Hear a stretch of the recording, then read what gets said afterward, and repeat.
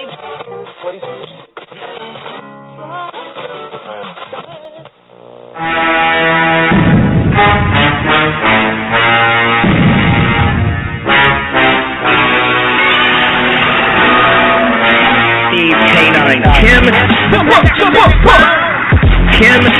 pick up, on the Leave It in the Ring radio. Sign your co-host Steve K9 Kim. The next round. Pick up the next round.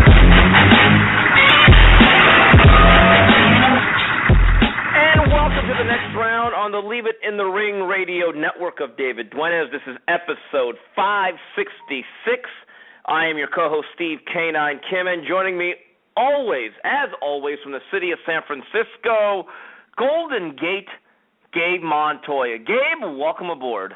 Ladies and gentlemen, if you want to call in, you can do so at 347-215-7598. We'll take your calls in about 15 to 25 minutes approximately. Once again, those numbers, 347-215-7598. And if you want to send us a question via Twitter or a comment or a critique or overwrought praise, we'll take that too. At Steve UCN Live and at Gabriel_Montoya. And we have a special guest, a friend of ours that's been corresponding with us for years, who has a very keen knowledge of boxing, but his real job is actually working in the financial sector, and he could shed more light on what is going on and what does it all mean with Waddell and Reed and the PBC. I'm sure a lot of you may have read my story today.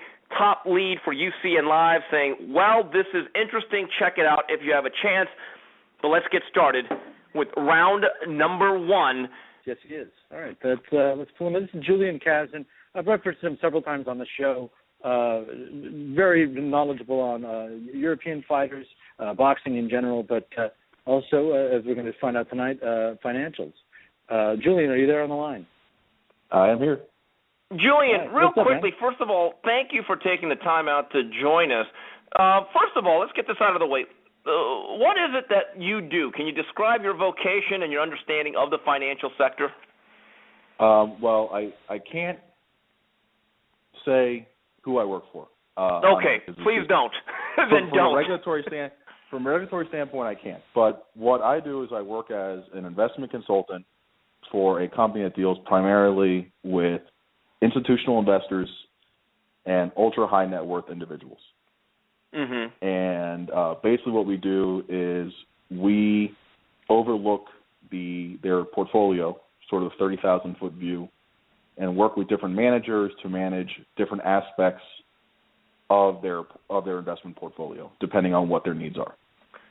So, Julian, with that said, give me some of your thoughts, and you know more than us. You're in the business. We just talk boxing. And I'm sure you read my article today. Just give me some of your general thoughts of what's going on with the PBC in relationship now to the recent struggles of Waddell and Reed. Well, what I'll say is this, is that in looking at the investment world, pretty much every single investment advisor out there will present a series of different investments for their clients.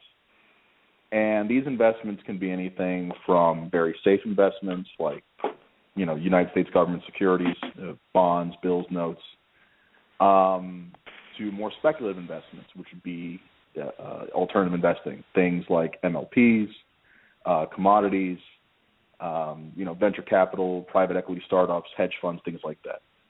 What Waddell and Reed essentially provided for their clients, as far as I can tell, is an alternative investment through PBC. And I am not privy to their business, so I don't know how they actually structured it and how they actually presented it.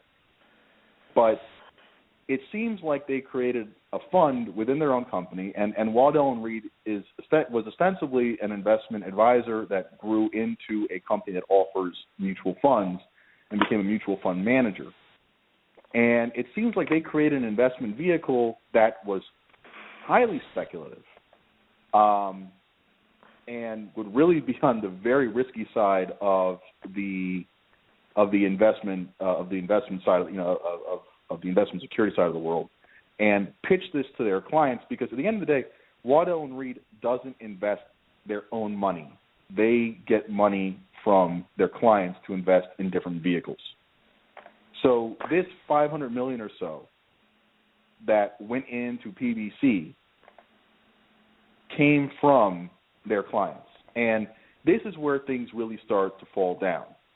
Because as an investment advisor, Waddell & Reed has a fiduciary responsibility, and the fiduciary responsibility is defined by the USA, the Uniform Securities Act, as the job of the advisor, and the Investment Company Act, 1940.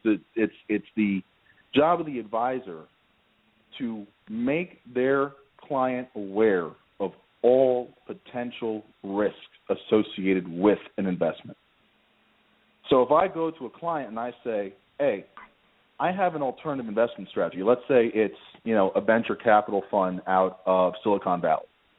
I have to say to them, this fund has the potential to make a lot of money. They could discover new technologies. They could, get patents, and it could get, they could have aspects of the fund that are bought out by a larger company, and you could participate in that upside. I also tell them the downside. The downside is they may discover nothing. Regulations might change. Nothing, they may never get a patent, and you might lose all your money. And oh, by the way, your money is highly illiquid. You will not be able to get this money until that round of financing and sales are done. And the impression I get is that Waddell & Reed never did that. Julian, I got one more question, Gabe, and I'll let you get to yours. Just your opinion. There's a guy by the name of Ryan Caldwell who went at Waddell & Reed, greenlit the money. He waved the flag and said, come on in. And then he left Waddell & Reed, and then for a short time, I believe, worked with the PBC and now Haymon, and is no longer there. Does that pass the smell test in your view?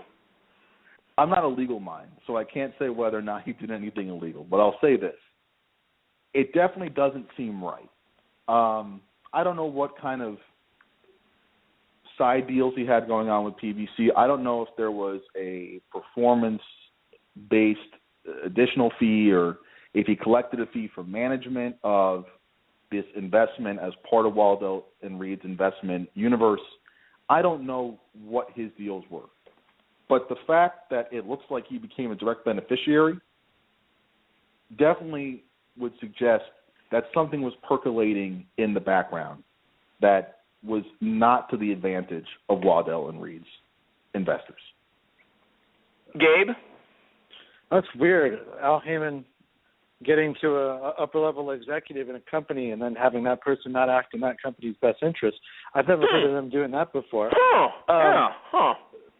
Let me ask you something, Julian. A lot of people say, and thanks for doing this, man. It's a long time no talk. The people throw this out there all the time that all this is kind of like a Ponzi scheme, and that Al, because he's got an interest in all the fighters, is basically just, he's taking this money, he's throwing it out there, he's spending it, he's reaping a ton of cash, and then he's just going to walk away, as I think Steve referred to it as a smash and grab in his column today. Does that sound to you? Do people do that within the financial industry? Well, what people will do, and obviously we've seen Ponzi schemes before, really the way a Ponzi scheme works is you have to go out there and promise a group of people a certain return. So you go to your first initial group of investors and you say, I'll get you this return, and then sort of paper the results back to them. And you get new people to pay in, and you keep on paying out to these different classes of people. Eventually, you can't get any more people to pay in, so it dries up. This doesn't seem quite like a Ponzi scheme. It does seem like an attempt to defraud investors. Basically, have you ever seen the movie The Producers? Yes. So, the premise of the movie obviously is, the IRS doesn't care if your show flops because they can't get any money from it because there's no taxes, and if there's no taxes, then what do they care? So just fudge the books. What this looks like is essentially the boxing version of The Producers, which is, well, we're going to get more funding than we need, which they did, because I don't know why you need $500 million. I mean, you look at UFC. When the Fertittas took over UFC, between the acquisition costs and the cost of being the Ultimate Fighter for the first 2 or 3 seasons, they went in, $60 million in the hole before they started turning a profit. Here we're talking about $500 million. I mean, it's practically half of an NFL franchise. $500 million. It's worth as much as most NBA and NHL teams. Like, to put this in perspective, the last time I saw what the Heat were worth, I mean, forget the Lakers for a second, because the Lakers are a ridiculously valuable team. I think the Miami Heat at one point, the last I saw, were worth like $640 or $650 million. This investment was almost as much as the Miami Heat are worth. So when you put that in perspective, it's really a shocking number. And here, this $500 million investment, and I can't figure out what you needed it for. Unless you're pumping a ton of money into the fighters, and then the fighters obviously are giving it back to Al because Al's their consigliere or whatever, he ends up pocketing it. He doesn't have to put any of his own money on the table. The investors essentially get defrauded because they threw money into something that was not designed to succeed. And when you're talking about $500 million, and before the article today, I had seen they had spent somewhere in the area of $270 million. If you're talking about a 3-year plan and you've already burned over half your cash in year 1, I don't see how you get to the end of year 2. Julian, that's my next question. As you read the report, and I stuck that Reddit posting in my story, were you surprised by the burn rate being that steep? You know, when I first saw that it was 270, I was shocked. When I saw that there might be only $82 million left, I mean, my mind is blown. I don't really know where the money went. And I would love to see their books. I'd love to figure out where the money went, because it certainly could not have gone entirely to the fighters. I can't imagine they are paying these guys. I mean, you'd have to pay these guys absolutely outrageous amounts of money, and you probably know that better than I do, to make that work. But, I mean, and I'm going to ask a question back your way, is how much were these guys getting paid?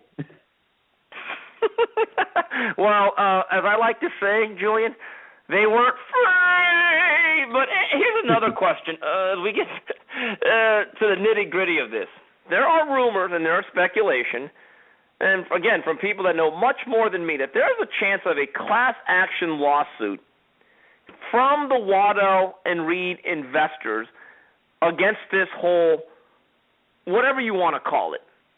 Is that possible?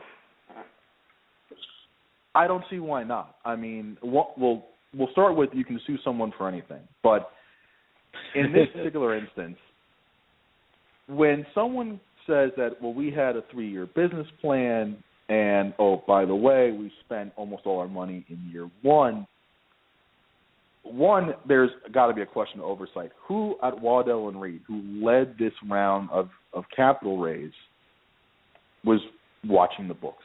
There was no one sitting there on Waddell and Reed's side as the fiduciary that was saying, hey, you guys are not being careful with our money. They just gave them the check and let them run with it.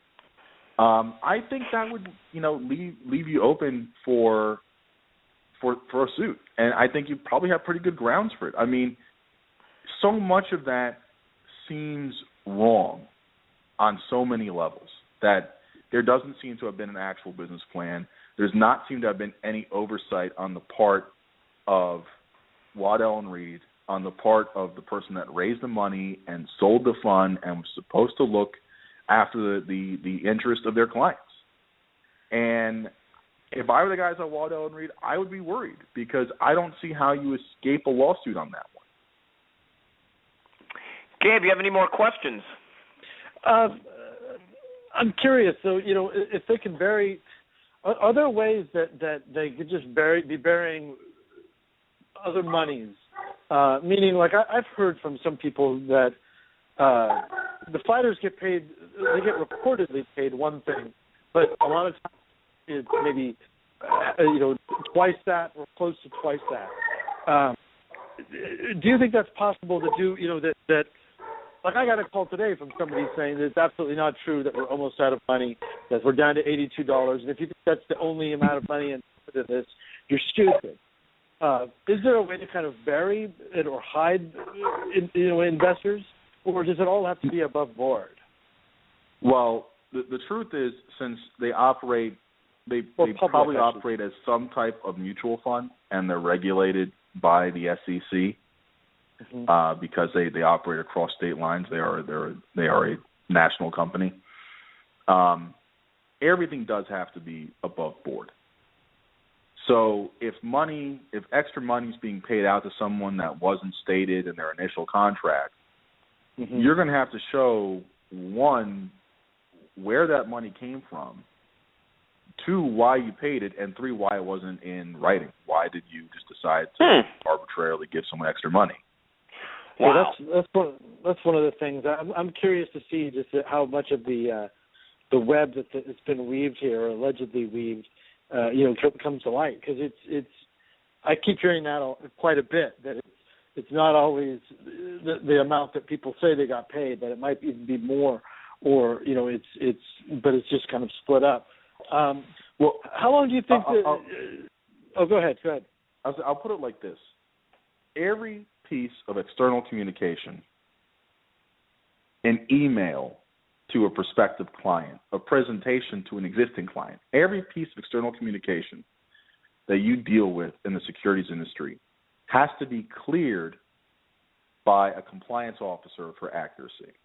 So if my presentation on an existing client's portfolio has to be cleared by a compliance officer, then you better believe if I'm managing $500 million for somebody, how I spend that money has to be tracked.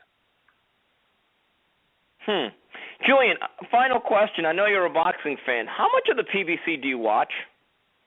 None. Just curious. None? I don't watch the PBC. And maybe there's some fighters that I should watch on there, and maybe I'm doing them a disservice by not watching some of their fights, but they're ultimately churning out a bad product. I mean, this is going back to the Haymon Boxing Organization days at HBO, and when he initially made the switch over to Showtime.